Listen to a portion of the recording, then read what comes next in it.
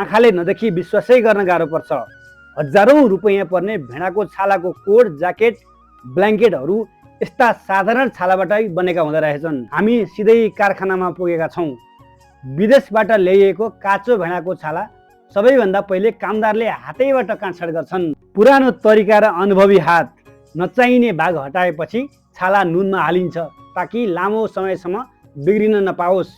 त्यसपछि छालालाई राम्ररी धोइन्छ, पटक पटक पखालिन्छ, माटो र मैलो पुरै हटाइन्छ। सबैभन्दा गाह्रो काम भनेको छालाबाट बोसो निकाल्ने हो। मेसिनले बिस्तारै बोसो झिक्छ ताकि छाला सफा, नरम र टिकाउ बनोस्। झिकिएको बोसो पनि खेर जाँदैन, पछि साबुन र स्किन केयर सामग्रीमा प्रयोग हुन्छन्। बोसो हटेपछि छाला तातोमा पकाइन्छ, सुकाइन्छ र घिसारिन्छ। यसरी काँचो छाला प्रयोग गर्न मिल्ने गुणस्तरीय छालामा बदलिन्छन्। फेरि आकार मिलाइन्छ, सुकाइन्छ र आवश्यक परे रङ पनि लगाइन्छ। प्राकृतिक रूपमा सुकाइएको छाला झन् सेतो, नरम र कडा नहुने हुन्छन्। अन्त्यमा उच्च तापक्रममा डिसइन्फेक्ट गरी छाला चम्किलो र सुरक्षित बनाइन्छ।